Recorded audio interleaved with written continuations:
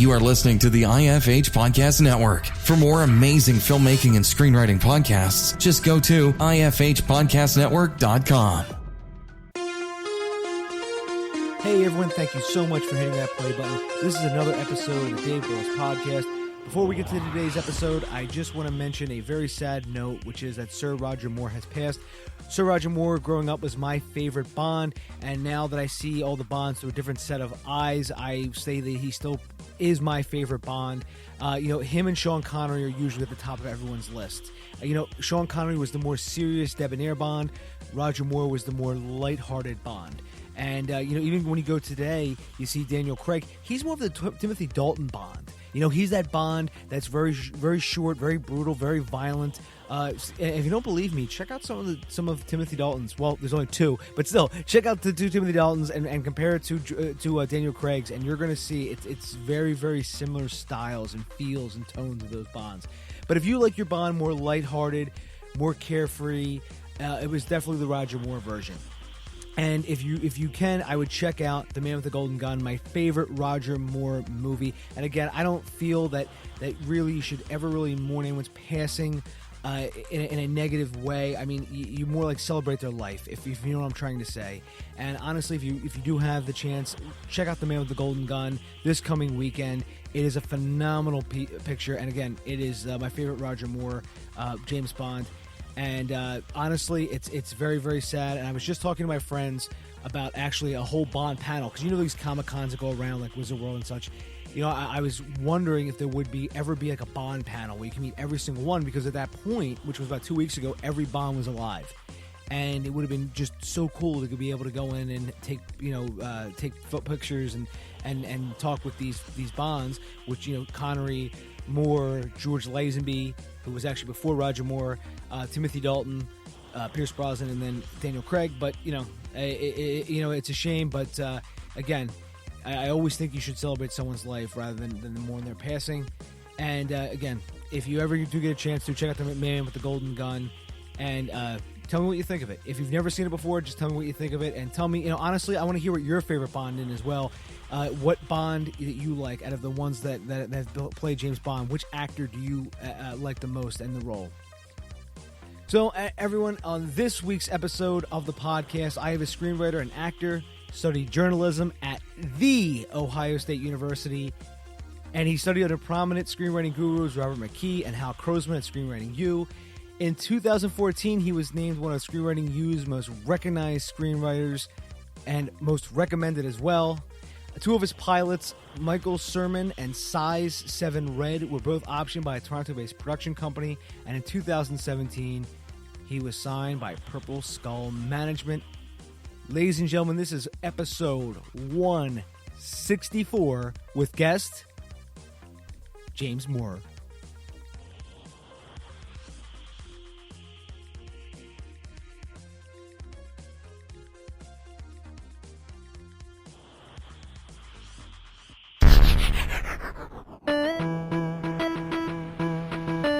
You're listening to the Dave Willis Podcast.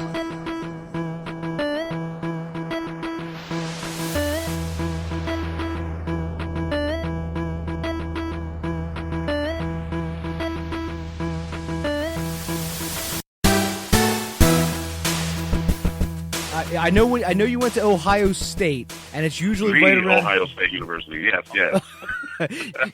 You could tell that James is an alum, because anytime you say Ohio State, it's always corrected as the Ohio State. You got that right. So was this right around the time though that you got bit by the writing bug, so to speak, and it started sort of taking shape from there? Swear to God, it actually happened way earlier than that. Like back in elementary school, I wrote a play that we put on for the entire school when I was in the 5th grade, and that was the first time I was just like, this writing thing's kind of cool. And initially, I just wanted to be an author, but somewhere in the early 90s, I got hooked up with a young man who was working He was a trainer working with a fitness competitor, and I used to write music for fitness competitors and bodybuilders. And we just got to talking about movies and TV and comic books and everything. And after about 3 hours, he asked me, he said, "Hey, you ever thought about shooting a movie?" I'm like, "Shooting a movie?" I'm like, "What does that look like?" And next thing I knew, I was penning my first script, had no idea what I was doing. And a couple of weeks later, we shot a short, and it was like, yeah, that's it. Okay, this is what I want to do. So when you were penning the script for this short film, James, did you sort of grab all those scripts to see how the format should be, or were you just sort of creating your own thing? You know what? I was just kind of going off the cuff of what a few things that I'd seen, but I actually had at that point had not even read a professionally written script. So it was just like, I was just straight winging it completely. But we got it, we got it put together, we got it shot. It wasn't the greatest thing in the world, but I'm proud that we actually managed to get it from conception to actually something to put down on film. So whatever happened to the short film, did you take it around and show it to different film festivals and such? Like most short films at that time, absolutely not. It was horrible. It was.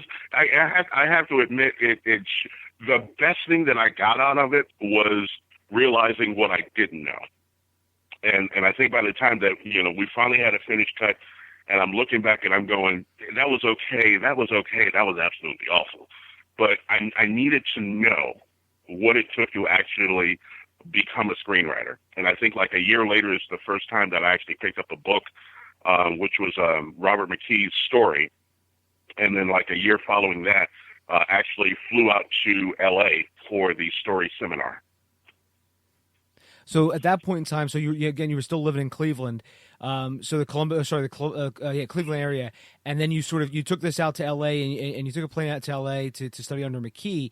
So at that point in time, were you always hearing things like McKee is like the guy to go to learn screenwriting?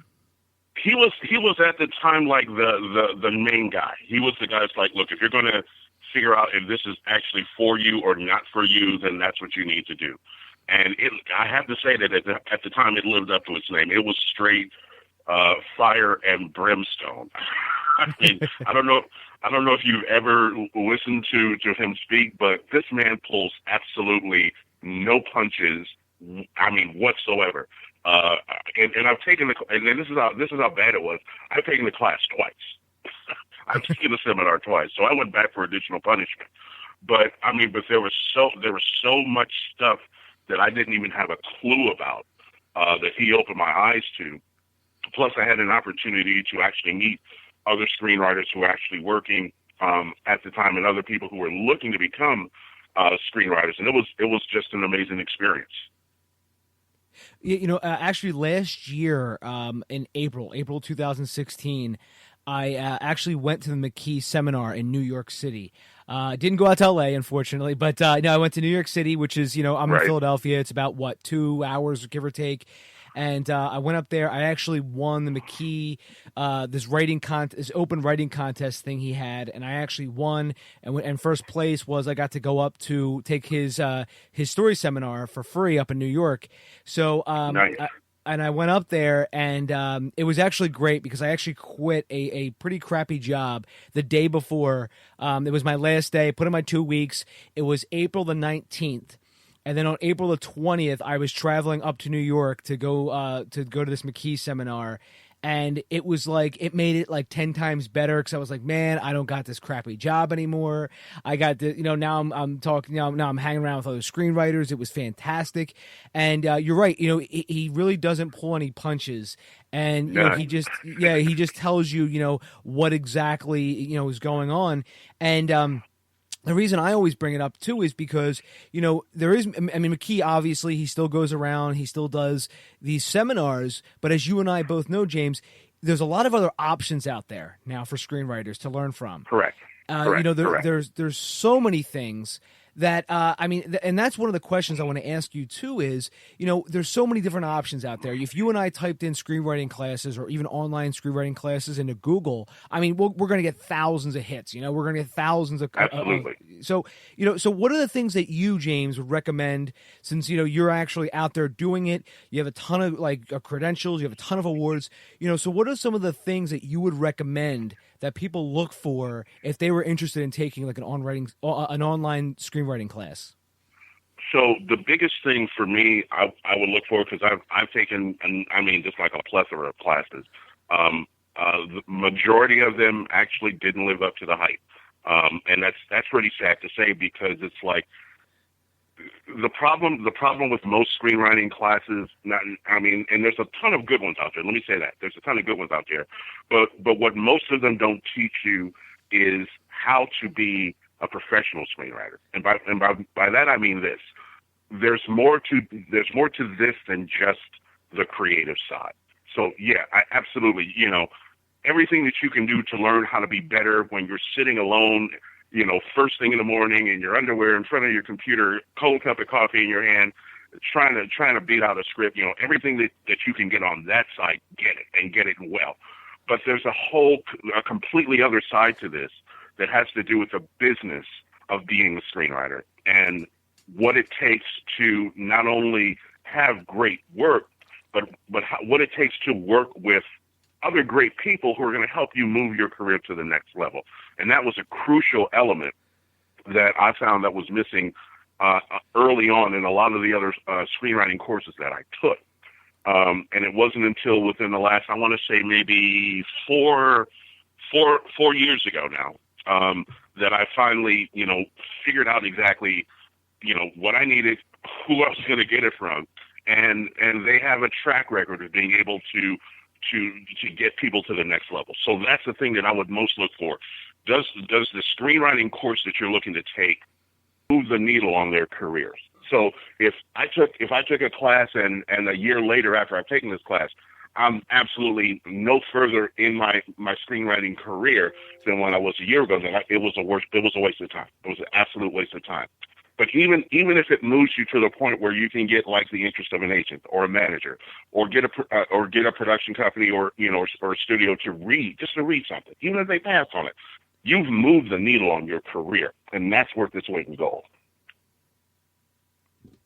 Yeah, very true. And getting people to actually read your material and sit down and talk to you, is so critical. That's sort of like the next sort of level in screenwriting, because you have to actually write a screenplay first, and so that's why I wanted to talk about we talk about my seminars here a lot on the podcast, because different writers and directors I've had on have maybe they haven't really gone to a seminar, but they've read maybe Save the Cat or Stories McKee or Story by McKee, and other times. I mean, I think you and I are very similar, James, in that we've taken a ton of courses, read a ton of books, and you have to sort of read a ton of books and take a ton of courses before you realize you don't need a ton of books and a ton of courses. Absolutely. Because yeah, you know what I mean? It's one of those things where you're like, man, this is kind of like a hunch I had when I first started this whole career, this whole thing, that I could do it this way. And, then you get told, no, you can't do it that way. You got to follow this. And exactly. Then by the end, you're like, there is really no form. There is no really right or wrong way to tell a story per se.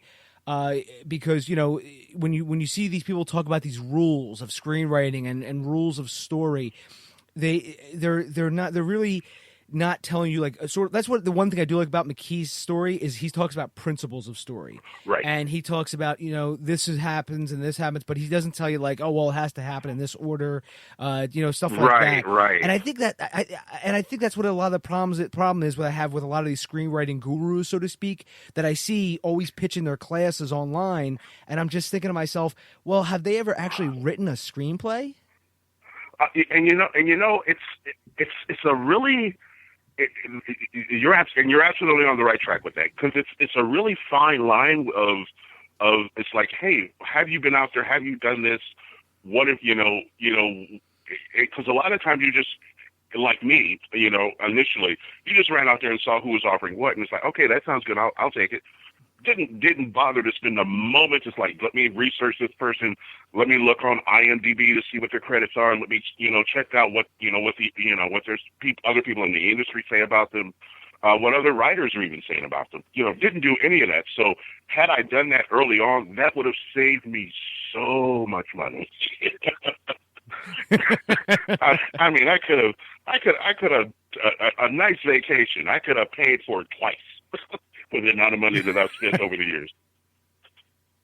It's funny too, James, because I look to my left, and I know you can't see it because it's a podcast, but I have a bookcase from top to bottom of books next to me, and this is just screenwriting and filmmaking, and it is packed to the brim. It is overflowing. At any second, it looks like it's going to collapse on top of me and just bury me. Yep. And it just and I'm sitting here going, how many times have I opened even a percentage, or maybe even 5% of these books? Because half the time it's sort of like it's almost like a lot of these books are written by frustrated screenwriters, right, who go, you know what, it's a lot more money, or maybe a lot more of cachet, so to speak, if I write a book about how to write a screenplay than actually writing that screenplay. I will be honest with you, and I have two of those bookshelves that you have. I have one here in LA, and I've got one back in Ohio. I've got two of them. But I can honestly tell you, out of all of those books, there have only been 3 that I've read cover to cover. McKee, obviously, I've read his book cover to cover. There's a book that Warner Brothers does that's been written by 2 of the ladies who run their screenwriting workshop that I've read cover to cover. And the only other book on screenwriting that I've read cover to cover is by Stephen Pressfield, The War of Art. That's it. Those are my, if you want to call them my Bibles, those are my 3 Bibles in terms of not only just what it takes to be a good screenwriter, but the discipline behind it, the taking care of yourself as a person, as well as the business side of it. And there's so much more on the business side of it that I think a lot of people either just you just don't hear about it, or because when you hear all the stories about, oh, so and so just sold a script for a 6-figure sum, and and they're just this complete unknown. It's just like, no, that's not how the way it really works. That person probably spent 10 years struggling, beating script after script, hitting the pavement, being told no and rejected hundreds of times before that actually happened. So it just does not happen overnight. And so many people, unfortunately, still hold on to that belief that, yeah, I can fly out to LA with my script that, and nobody knows me, and I'm going to make $1 million. Yeah, that's going to happen. I don't know if you've ever seen Overnight, the documentary about Troy Duffy, the director and writer of the Boondock Saints. And it's a story about a guy who is given everything, James, and just completely pisses it away.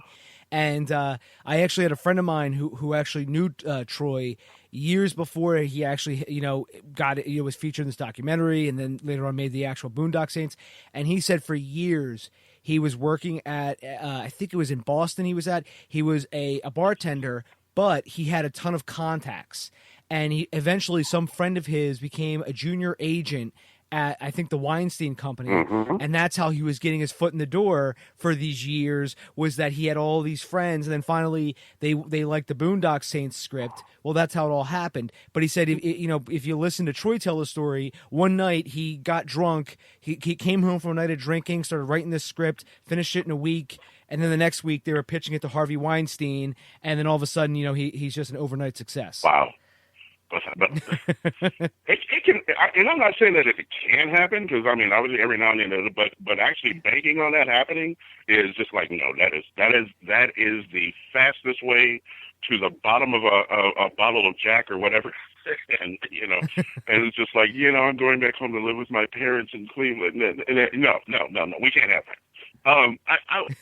I would tell people this. And this was the hardest lesson for me to learn. And when I tell people this, it's like, I say it very passionately because I was exactly that person before I figured it out. You have to understand that this is first, last, and always a business. And like any business, people who are in it, who are on the other side where we're trying to get, are about making money. So if you are able to present yourself as credible, as someone that is like, hey, I really would not mind spending the next 2 to 3 years working with this guy. He seems like a lot of fun. And knowledgeable not only about your craft, but have at least a baseline understanding of what the other side does, you can be successful. Because if you don't have that, doors slam in 3.5 seconds every single time. And no matter what any other trainer, guru, or whatnot tells you, if you don't have that basic information ingrained into you, where it has become a part of you, where you can kind of step outside of yourself, take some honest criticism of your work, and not look at it as someone's beating you down, but they're actually giving you the tools to help go make it better, so you can come back and be stronger. If you can do that, you can be extraordinary. But the problem is 90% of screenwriters out there don't want to take that note. Yeah, James, that's very true. And I've seen it too in screenwriting groups where, people try to help each other out, and sometimes it's a little bit of tough love. Other times it's more of, okay, let's try it this way. It's a little more of a positive feel to it, and some people they can't sort of hear anything. Right. They're just so focused on this one idea or this one sort of brilliant stroke. It's almost as if it's almost like they're transfixed on this. And nobody can tell them anything. So even if they did get into a room with executives, it would be almost pointless. I actually knew a screenwriter, James. I'll tell you a little funny story. I knew a screenwriter who actually one time told a producer, after he had written the script, the producer was looking at it, and the screenwriter told him, he goes, "If you fuck up my story," he goes, "I'm going to come after you." Wow. Well, the producer goes, "Well, I'm certainly not going to work with you." And the guy was actually shocked. He goes, "Why not?" He goes, "The script's brilliant." He goes, "The script is very solid." He goes, but he's like, I don't want to work with you. That and that screenwriter, James, I know you're going to be shocked, but he does not work in the business anymore. Oh, I'm so shocked. I know it's a shocker of shockers, but he does not work in the business anymore. And here's the thing that every screenwriter everybody who's trying to become a great screenwriter needs to understand. Half of the work, only half, is when you're sitting there by yourself creating screenplays, creating story, creating solid, great, incredible story that people will want to see, eventually buy, and create. The other half is being a people person. And I can't tell you how many other screenwriters I've met over the years who are just like, well, no, I don't network. I don't do any of that stuff. I don't need to be around people. I'm like, what? It's just serious? and I'm like, and again, I laugh now because at a certain particular point in time, early on in my career, I was kind of like one of those people. And it took me sitting back and going, what am I doing wrong with my screenwriting career? Because I felt like this was back in maybe 2009, between 2009 and 2012. I felt like I was on a wheel, like on a hamster wheel, was getting absolutely nowhere, that I was doing exactly the same things over and over again, expecting different results. So it was like I was watching the Titanic, expecting Jack to make it. Not happening. And what did it for me, and she will kill me for this, but I credit Dan Kimbrough, who's a great friend and another screenwriter and author, who I'd met, who I actually was working with a production company, listening to pitches at one of the inkjet functions, and had seen her, heard her pitch. She had a great pitch. And fast forward a couple years later, and she's writing, she's got stuff going on, and I'm like, what was the difference that made it for you? And she told me about the one screenwriting course that made all the difference for me, and that was Screenwriting U. And that really changed the game for me. That completely changed the game, because of Screenwriting U, I understand now the business of screenwriting, not just simply the hours that you will spend writing, rewriting. As you and I both know, that first script is just a vomit script. That's all it is. It's just, you just have to get it out. You give birth to that thing, you lay it aside for a couple of days, you go have some pancakes. Yes, we'll talk about that later. And, you chill out, you do what you got to do, and then you come back and you work it and you turn that thing into the great script that's going to help start your career. But that was the defining moment for me, because I'm looking at her career and I'm looking at the changes that she's made. And I looked at the changes all the other people who had gone through it had made, and I'm like, this is the real deal. And I got to do this. And it reminded me a lot of McKee. It was a little bit of that fire and brimstone, but it also came with a vast amount of business intelligence that I think most screenwriters will not find in any screenwriting book that's out there. Yeah, I'm a member of the Pro Series as well, James, and I know you took the Pro Series as well. And it's funny because when I took the course through Screenwriting U, I was a little bit hesitant, and to be honest, because again I'm like, oh, not another course. I was like, man, not another course. And then I realized, well, there's so many good things that are coming out of it. Like, there's so many people that I know of who are like, who said something similar to what you just said, who said, look, it's not like the same type of course, and it actually focuses on other things, and it focuses on the business, and you have assignments that are due every day or every other day.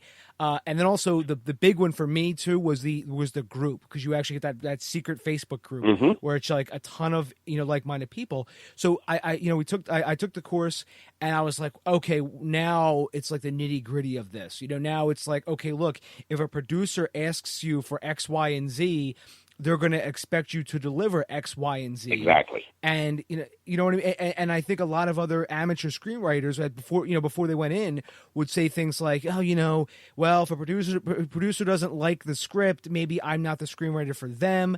Well, I mean, maybe that's the case sometimes. Because obviously, as you know, James, this is like a relationship. When you're a screenwriter, going to a producer and vice versa. I mean, you have to make sure that it's going to fit and everyone can get along. Because you don't want to have anything bad happen. You don't want to have any infighting. But maybe but they'll say things like, oh, well, the producer wants me to change this or that, and I just can't do that because everything is is whatever. Goodness. Oh my goodness! I can't name any names, but I picked up an assignment because the screenwriter who was on it initially refused to make changes. And the people approached me and was just like, hey, we hear you're pretty good, and yada yada yada. Would you be interested in taking a shot at this? It's like, okay, well, what do you guys want? And we sat down, and they gave me basically their notes of what they wanted to do, and I'm like, oh, yeah, that's simple. I can probably knock that out in 2-3 weeks. I said, give me 4 weeks just to be sure, because I want to run it through my own process and make sure that I've got it to where you need it. But obviously, if there's any questions or any additional changes I need to make, I'm good to do it. They were ecstatic. And it wasn't until later that I found out that I actually knew who that other writer was. Not only did I get that assignment, they gave me another assignment on top of that. So it's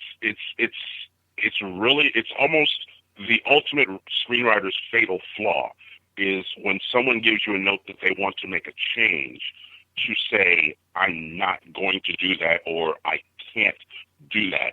That is literally putting the stake through the heart of your screenwriting career. Because at that moment, and I've gone through both the Pro Series and the Master Series, the Master Screenwriting class.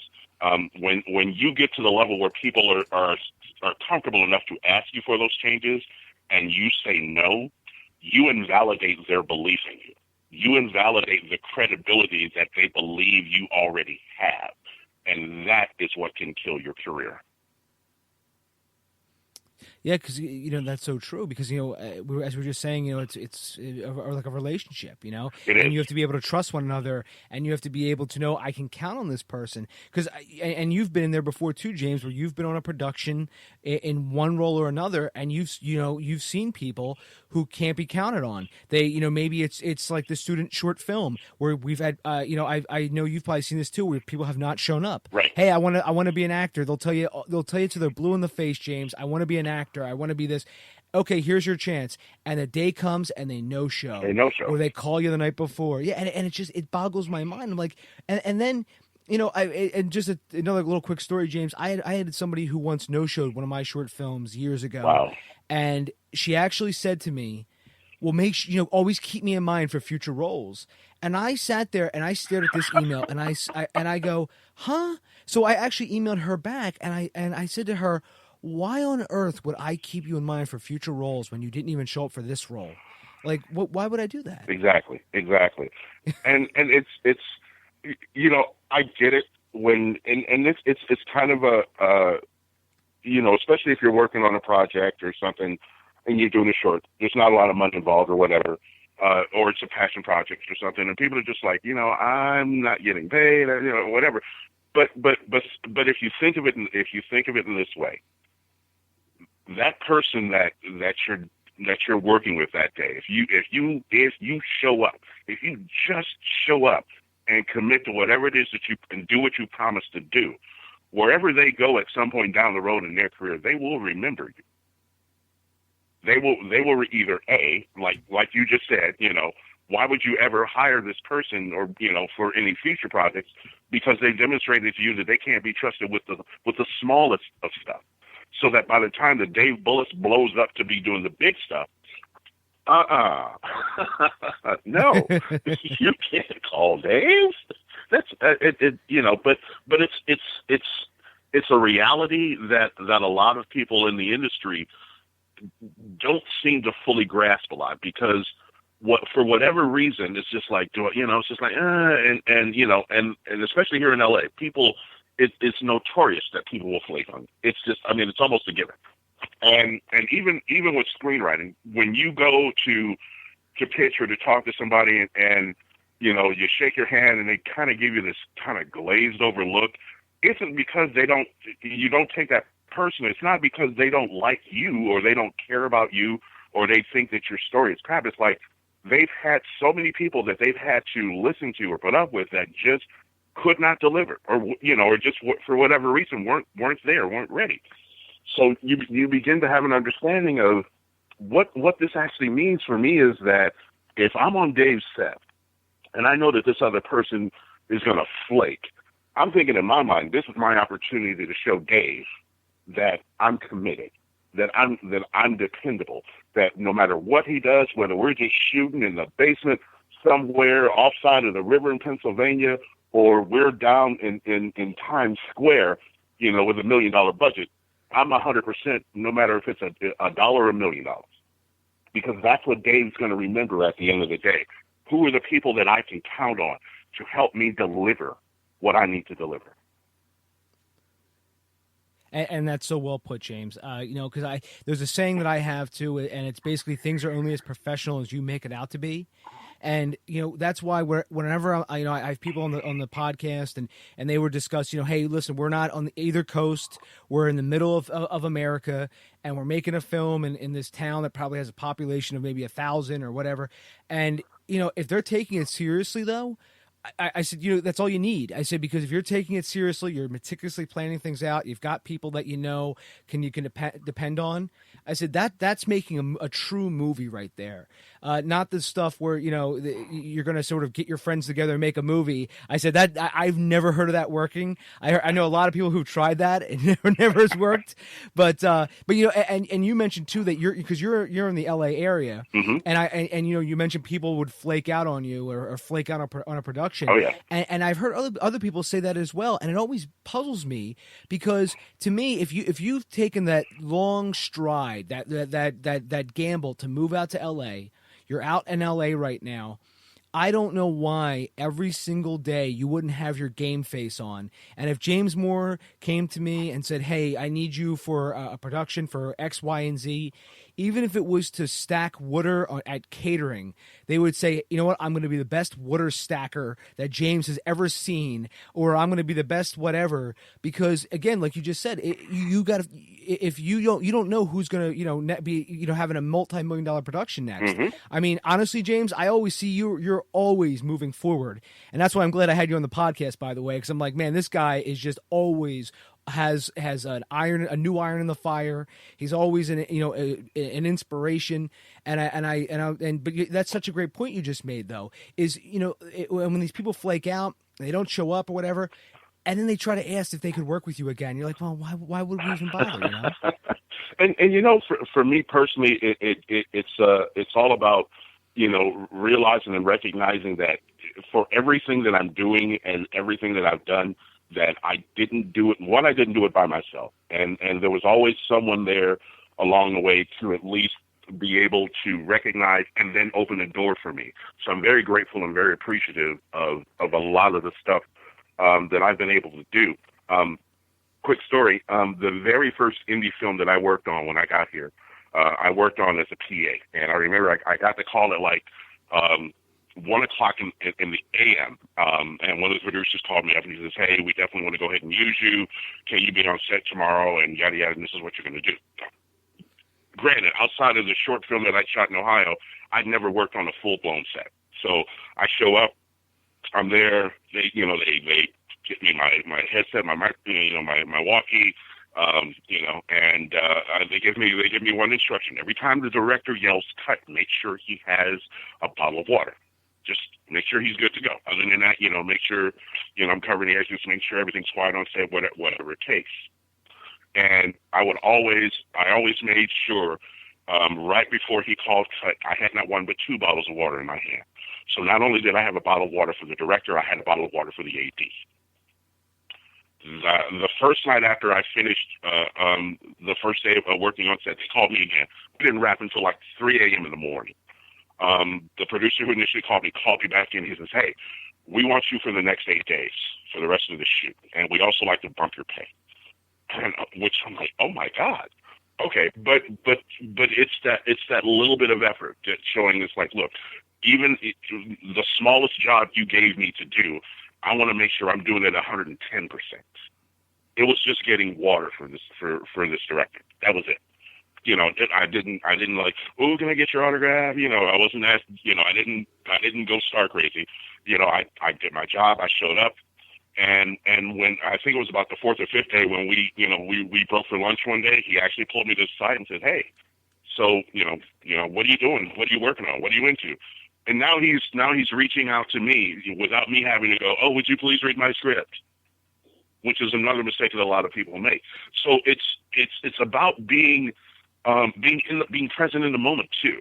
So if you can do that, and I encourage every single screenwriter I know that's still struggling to get out there, work on a set. Whether it's in Pennsylvania, it's in Columbus, Cleveland, LA, get on a set and work. You learn so much that supports and helps your craft by seeing what the other parts of it look like, what it feels like. And that in turn affects your work. It brings a certain depth and richness to it that you would not have had otherwise. Yeah, and that is a great example too, James.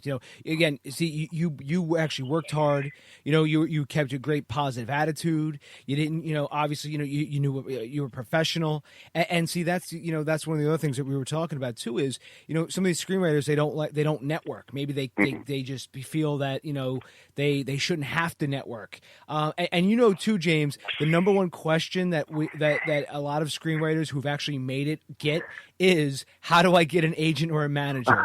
And I think, I forget who once told me this, but their response was, you don't want an agent or a manager to read your stuff yet, and also getting an agent and manager is not the golden ticket that you assume that it is. Absolutely not.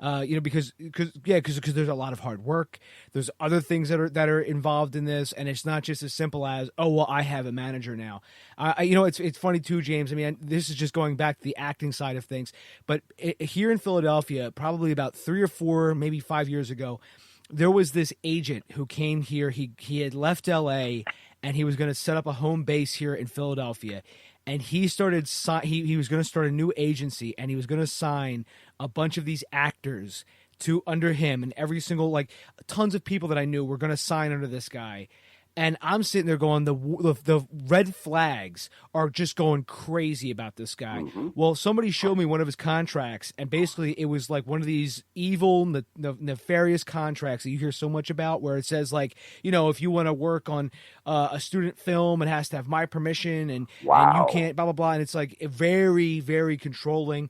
So basically, I think the end goal of what this guy was trying to do was he was going to get all these actors, and basically if one pay, because they weren't paying him anything, Mm-hmm. but he could at that time the Philadelphia area was a little hotter for film and TV production, and I think he thought, hey, listen, if they go out and they work on this lottery commercial, they go work on M. Night Shyamalan's next project, hey, that's 5 actors here, an actor over there, he could start actually earning some money as their agent by getting that 10% commission or what have you.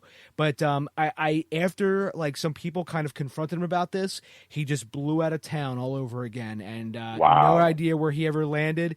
But it reminds me of and people are online, on Facebook, going, "Oh my God, I can't believe I almost signed with that guy. I can't believe I almost blah blah." And I'm sitting there going, "See, this is what I mean. Just because you have an agent as an actor or as a screenwriter, it doesn't mean that's that silver bullet, golden ticket, that's going to get your career to that next level." You're absolutely correct. I had my first agent a couple of years ago. It was a nightmare. I mean, there's just no other way around it. It was an absolute nightmare. My writing partner at the time and I, we were gung ho. I mean, we were kicking out material left and right, ready to go, and it landed us absolutely nowhere. And the lesson learned at that point was, it's like, if they're really serious about you, they will come at you. Or as in the case with I have a manager now. I'm with Angie at Purple Skull Management, and she's great. She's amazing. But I got her through a referral from another screenwriter who's already got a couple of films made. In fact, you had her on as a guest, Nicole Jones-Dion. And Nicole is awesome. I consider her not only just a friend, but a mentor as well. But had it not been for the referral, I wouldn't have my manager. So a lot of times it isn't simply just the work that's going to get you out there. I mean, look, you could send 1,000 query letters out to every major agency, every mid-level, even some of the smaller guys that are out there right now, and not get but one response back. And the reason is it's a little, it's really simple, actually. I take that back. The guys at the top aren't going to talk to you unless you have something that's going to make them money, because they have probably 20 to 30 other clients that are doing stuff with Spielberg or Ridley Scott or on network television, or they just got staffed with Shonda Rhimes, and that's their bread and butter. So they're going to take care of their bread and butter before they read your query or they request your script. And you have to understand, this is what was great about Screenwriting U and learning the business side of it, going in with the knowledge that if you aren't properly prepared, their automatic response to you is no. But if you know how to go in properly prepared, you can circumvent that no. Even if that no doesn't come until some point down the line, we read your script, it's just not for us, you at least got them to read. You at least got them to open a door. And that open door itself could lead to a relationship. And that relationship could lead to an assignment. It could lead to a sale, but it will move the needle forward on your career. The biggest, and it goes back to screenwriters working on a film, on a short or whatever. Get out there and get the experience, because not only do you get the experience, you also get the credibility. And so if you're able to get that more so than the money, because a lot of times guys just come out and they focus on the money. I need to get paid. I want to make this. How do you know as a first-time screenwriter you're going to be able to make $30,000, $50,000, $100,000 on your first sale? The first assignment job I ever did in my entire life, I made $600 on. $600 for a full-fledged feature script. Not a lot. I'm not a member of the Writers Guild or anything, so it's just like, Why would I do that? And he's like, why would you take only $600 for your first script? Because if this script gets made, guess what? It's a movie. I now have a credit. But even if it doesn't, guess what? I have a script that I've sold or I've optioned. So you have to understand, a lot of times it's not about the money on the day. It's about the credibility that you can gain, that when people come and look and see, what have you done? What have you been able to accomplish thus far with your career, that puts you on the map. So get the credibility before you try and get the cash. And I know a lot of people are going to be like, James is crazy. But James would not be where he is today if he did not come to terms and accept that fact.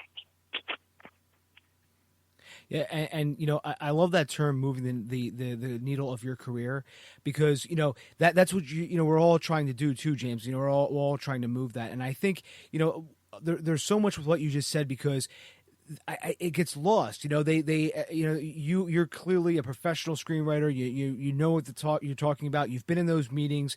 You know, you've worn all different types of hats. And you know, I just saw something on your on a Facebook post of yours where you got representation now with Purple Skull Management. Purple Skull Management. And I said, again, here's James again. He's always moving forward with something else. And I'm sitting here going, man, this guy is always moving forward. So James, you know, how did you end up getting, you know, with Purple Skull Management? You know, how did you end up getting signed with them? I want to say a couple of things happened with them. Well, one, first and foremost, you know, I wouldn't have gotten there, I don't think, without the referral that I got from Nicole Jones-Dion. So thank you, Nicole. But two, you know, outside of the referral, the work had to be there. I had to be able to show them I'm a great screenwriter. I can deliver solid, marketable material. And there's a number of steps that I've learned through Screenwriting U of what producers, even managers and agents are looking for in a script that lets them know that this is a highly marketable project. This is something that I can take out to whoever, and I've got a great chance of making a sale with, because at the end of the day, these people are also, again, back to the business, are trying to make money. But they also want the relationship. So the script that I sent in, which my most recent thriller that I've written, which has been requested now by about 40, 50 different production companies, I sent over. Angie loved it. We then followed up with a couple of emails, and then actually had a meeting to kind of discuss where my career direction was in terms of where I saw myself within a year, 5 years, and really kind of felt each other out as to, like, are we the kind of people who would be very comfortable and excited working together? And if that was the case, then let's definitely move forward, because it can be exciting for us both. She threw me the curve that I knew was going to come. She asked me something about my screenplay, and it was to make a change. And she sent me an email and she said, "Listen, love your work, you know, very strong writing, yada yada yada. But I thought that this didn't work. What if you changed and did this, and then this?" And I got the email and I responded and I thanked her for everything. And I said, regarding your note, I said, I thought that was absolutely amazing. I'm very eager to discuss your thoughts on expanding what you suggested even further. The first line in her email response back to that email was simply this: I am so extremely excited that you are welcome to these changes. That, to me, I think is what makes a difference in terms of her mind, that, okay, I'm dealing with someone that I know that's going to be a professional. Because again, a lot of times so many screenwriters kill their own careers, and not just wound or injure. And I say kill for a specific reason. Just like that young lady that you described that flaked on you on your project. It doesn't matter if it's a year from now, 10 years from now, or whatever. She's done. It's done. And so to these production companies, even the small ones, when they're looking for material, when they're looking for people that they can work with, it's like, if you could have great material but be a problem to work with, they don't want to put up with that. Why would they? Why would they go through the torture of working with someone who's got a great script but a lousy attitude when they can take someone with a okay script, not quite there, just needs a few things, but that person is really great every time I talk to them, and every time that we get together to have a meeting, I leave that meeting feeling like not only are they going to take my suggestions, they're excited about doing it. Absolutely. Because it's about cultivating relationships. And that producer that you work with today could be Blumhouse tomorrow. Yeah, and it's good. Just go back to what we were talking about, where we were talking about we're looking at things on both sides of the coin, so to speak. Working as maybe a producer, working on set as a screenwriter. If you were a screenwriter, like let's just say there's a screenwriter out there right now listening to this, and they don't have a very large network, and one of the easiest ways is to actually just go out and reach people is to just go out and say, hey, listen, I'm just trying to, get my foot in the door of the film industry. Can I come on and work as a PA? Can I just come on and help in some small way? And then, that'll get your foot in the door. And you can see things from the other side of the coin because, when I worked on other people's set, James, I would see things going, oh, this is going to be a problem. I see now why this is a problem. I see now why that what you just said about having a good attitude. Exactly. You can have all the talent in the world, and if you have a shitty attitude, people don't want to work with you. They do not, because they just get burned out from dealing with you. Because let's just say, James, that you're an exec. You're an exec of maybe Warner Brothers or Fox or Fox Searchlight, and you see on your list like, oh, I got another script by Dave. He's a talented guy, but my God, every time he comes in here, I just want to strangle him. Right. You know what I mean? And it just burns people out having to deal with that type of attitude, And I think that's why if you do go into a set and you see things from both sides of that coin, I think some people have an epiphany where they're like, oh, I see now. I should be more willing to work with people and, be more willing to sort of roll up my sleeves, get this job done, and leave my ego at the door. Big time. Because at the end of the day, and again, let's just look at it from a business aspect. Someone is willing to pay you a six-figure salary to write the screenplay that they're going to turn into a movie. Do you think they want to give you that money just blindly because they want to take a chance? Or are they doing it because you've proven, number one, your credibility is intact in such a way that it almost demands that you're the person for this? Two, you're a likable enough person that working with you and making the changes, whatever things that need to be made along the way, because there could be 1,000 changes that you'll make to the script before it actually goes into production, you're going to be okay with that. And not only be okay with that, be helpful in making them happen. I think a lot of times screenwriters starting out think that they're making my movie. No, they're not making your movie. You're helping them make their movie. They're paying for it. Again, it's a business. You are a vendor providing a product that someone needs. It's a business. So you don't go to McDonald's and order French fries, and the guy behind us like, well, I don't feel like serving fries. I'm the onion ring guy. So, you should try my onion rings. Well, I don't want onion rings. I'm looking for French fries. That's what the producers are saying to you. Look, this is good, but this is what we're looking for. Can you give me this? If you can, great. And if you can do it with a great attitude, even better. Because at some point along the way, if there's another project, if there's something else that they need, and they go, you know what, my boss wants us to use this other guy over here, but he's kind of a pain to work with. But hey, you know what? I'm going to slip your name into the mix, and I want to see if we can get you in because great attitude. Let my boss know you're easy to work with, and we had a lot of fun. And you deliver quality work. Be that person more often than the other guy. Do not ever go in believing that because you wrote the script that this is your project. The moment that you take it to market, you were saying, I'm offering my child for sale. So stop looking at your stop looking at your scripts as your children. They're your work. They are the tools that help you elevate you to where you want to be in your career. Now, I get it. I mean, ultimately, I want to be the next Dick Wolf or Shonda Rhimes. I want to be able to write what I mean. I love Shonda Rhimes because of her long monologues that her characters get. I would love to be able to get away with that, but I can't get away with that now. There is no producer when they're going to look at that and go, "Whoa, that's a whole lot of look how long that dialogue." No, absolutely not. But if I build the credibility there, if I do the right things in terms of recognizing this is a business, these people are spending hundreds of thousands of dollars that I don't have in order to make this project. So what if they want to make changes? So what if they want to turn this character into this kind of character?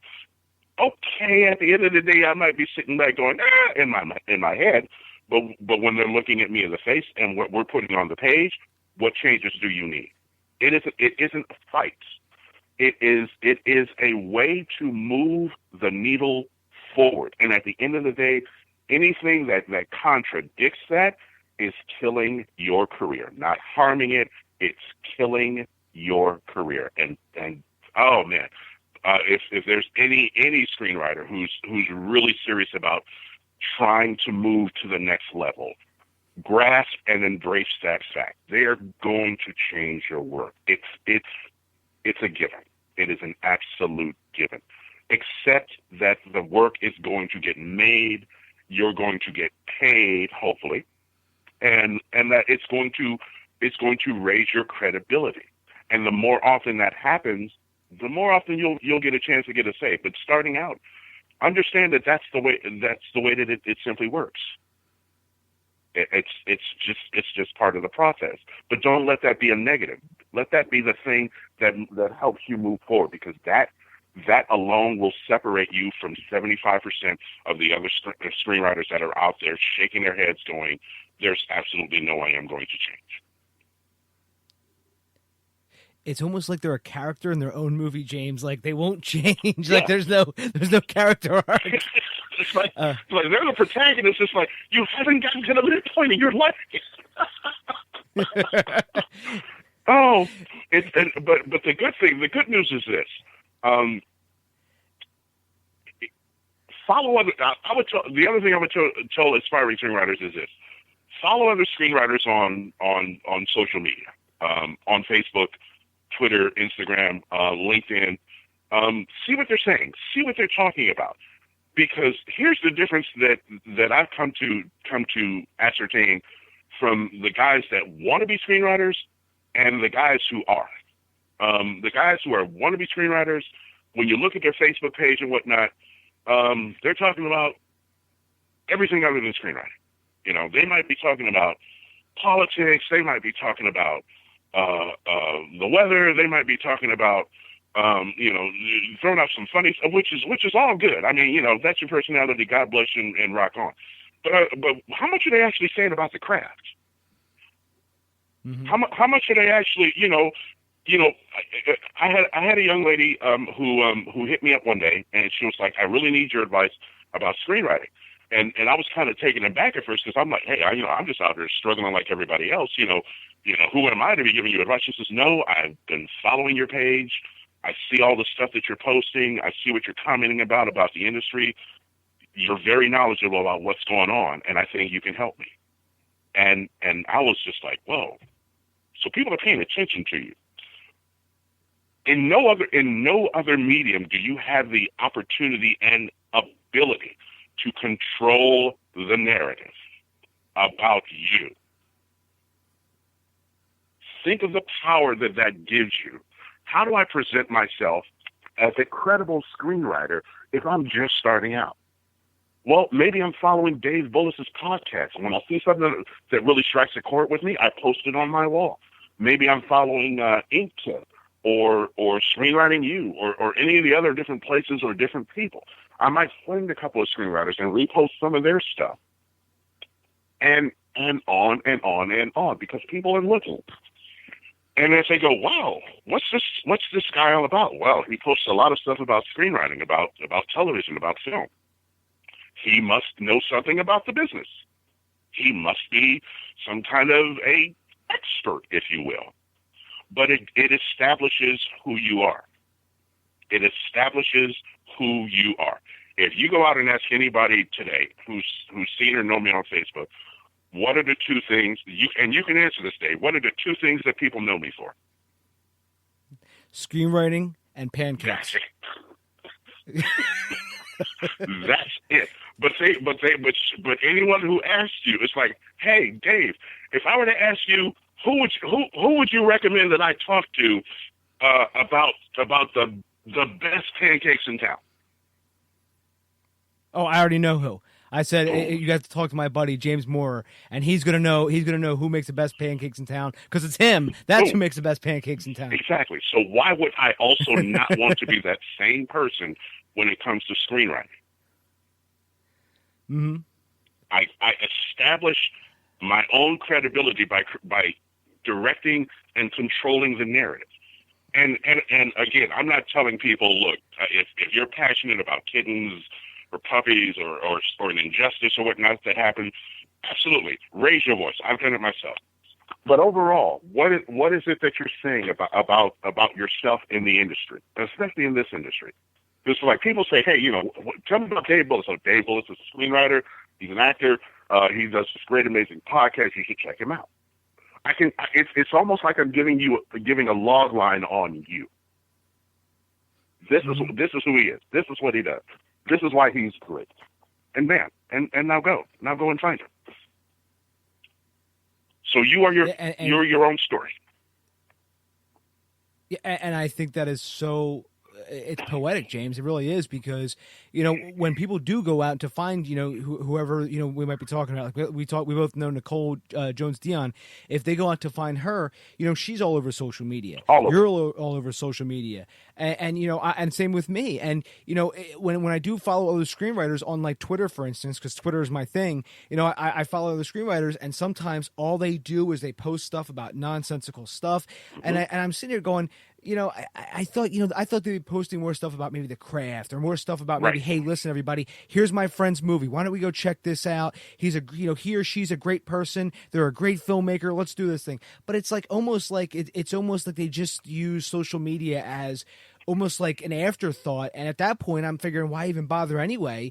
You don't even need it. You might as well just take that down and just, do nothing and just sort of go back to where you're just a screenwriter, sort of writing screenplays and always saying, how do I get my name out there? Well, you had the opportunity with social media. You didn't need an agent or a manager to do that, because anybody can start a Twitter account or a YouTube channel or a Facebook page or what have you. Absolutely. And you can get known that way. Absolutely. Mm-hmm. I've even had, I won't say his name, a known actor, well-known television actor, who is also a Facebook friend of mine, I commented on a post that he made. He saw my comment, liked it, saw that I was a screenwriter, emailed me and wrote me. It's like, hey, what are you working on? I'd love to read it. He now has my script. Didn't need a manager, didn't need an agent. All I needed to do was present myself that James Moore, screenwriter, and pancake lover, because we always got to put the pancakes in. James, one day I want to meet you in person, and if we don't have pancakes, it will be a crime. Going to be the biggest It will be a crime. It will be a crime. And let me tell you, honest to God's truth, I have seriously researched god-awful so many pancakes in the LA area. I know the spots. I don't listen to anyone else when you come to town. I take you out for pancakes. I will take you to some of the greatest pancake places in the world, in my opinion. And we will just throw down. Just make sure that there's a couch somewhere afterwards, because we will be napping after the fact. You post so many awesome pictures of these pancakes online, and I'm like, my God, they look perfect. It looks like James literally got a food stylist and like a pro level cinematographer. Like he's got Roger Deakins with him, and they're just like photographing these pancakes. But I'm just like, they just look so perfect on the plate. The lighting is perfect, and I'm like, man, James really knows his stuff about pancakes. I mean, he is like the pancake master. It is a finely, well-honed, crafted art that I have definitely spent years and years developing. Well, probably only about 6 or 7, but still.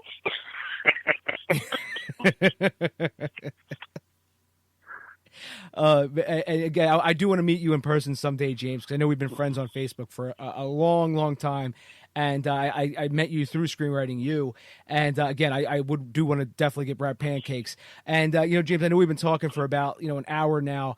So, just in closing, I just want to ask one final question. And that is there anything that we didn't get to talk about that you wanted to discuss, or is there anything you want to say that to sort of put a period at the end of this whole conversation? 2 things. And first and foremost, thank you for having me on as a guest. You and your podcast are absolutely amazing.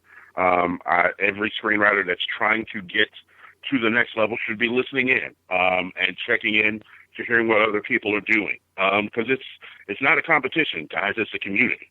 And if you realize that, you're going to go so far with this. Couple of people I wanted to send a shout out to, because as I'm moving forward, I never want to forget to take a moment to thank some of the people who've been exceptional in helping me stay on track and stay positive about a lot of the stuff that I'm doing. I already mentioned Nicole and Kimbrough. Heather Hale, who is also one of my managers from mentors from early on. Dearly love this woman. She's just been really an extraordinary human being who's offered me so many different opportunities that she didn't have to do, and she did them out of the kindness of her heart and did not charge me a dime, and I'm eternally grateful for that. My home crew, James Lee Nathan, Jordan Margolis, Raven Krogstad, Kenita Russell, Tanya Harris. I know I'm forgetting somebody. Oh, Christopher Lee Lopez, and all of my Sandbox family. You guys know who you are. I'm exceptionally thankful for just knowing you as human beings and for the effect and impact that you've had on my career thus far. And I know that there's so much more. And of course, my Screenwriting You family, everyone from Dave to Tom to Hal and Cheryl Croasmun,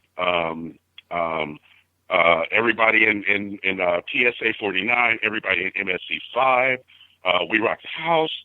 You guys are just absolutely incredible. But to all of the aspiring screenwriters out there who are looking to get to where I am and beyond, to where Dave is and beyond, there are 3 simple things that I would impress upon you to earnestly do. The first one is this: read as many screenplays as you can. There are hundreds of resources right now. I mean, you guys have an advantage that I didn't have a decade ago in terms of getting your hands on good quality scripts that you can read and learn from. Number 2, write every single day. Even if it's not a script, if you write a note to yourself, if you write something that's just meaningful that no one else in the world will see but you writes. And the last thing is most important, because it will truly affect your career. Networking isn't what it sounds like. It isn't just going out doing a whole lot of meet and greet and exchanging business cards. It's actually your first step in learning how to build relationships, because relationships in this business are what's key. And if you can develop relationships with people who are at your level, above your level, and some even who may be not even as advanced as where you are right now. If you can make the relationships, those relationships are like planting seeds in a garden. And if you nurture them properly, they will pay off for you. Stop chasing agents, managers, and money. Chase the opportunity to develop and cultivate great relationships and create great content, and you will have the screenwriting career of your dreams. I swear to God you will. And that is a fantastic way to put a period at the end of this conversation, James. I knew you were going to have something so poetic and prolific, and and you didn't disappoint. And this has been a phenomenal conversation with you, James. Again, you're somebody I wanted to have on here for a very long time. I always see you're moving forward. Always see you're doing all these amazing things. Always having another iron in that fire. And we talked a lot about social media too. So, James, where can people find you at on social media? So you can find me on Facebook, James Moore on Facebook. You can also find me on Twitter, on LinkedIn, same James Moore. Very soon you'll be able to find me, probably in about another month or two, at jamesmoore.com. I do have a self-help book that's going to be coming out that's going to be available on Amazon called Be Epic. So those of you who have been following my Go Be Epic posts, we got a workbook for you to kind of help you take it to the next level. And, of course, my thriller novel, Two for the Pain and Eddie Gideon Mystery, is also available on Amazon. And everyone, I'm going to link to all of that in the show notes. You can always find everything at davebullis.com. Twitter, it's at Dave_Bullis. DB Podcast is also on there, which is just at DB Podcast for the Dave Bullis Podcast. James Moore, I want to say thank you so much for coming on, sir. My pleasure, sir. I'm glad to be on board. And continued success to you, Dave. Same to you, James. I know I don't even have to say it because I know that you're always going to have success, James, but I'm still going to wish it to you anyway because, I mean, again, you're always doing something really cool. And, James, again, thank you so much, my friend, and let's talk very soon. We shall, sir. And then the rest of you guys, go be epic. Find Dave at davebullis.com. Please make sure to subscribe and share the podcast.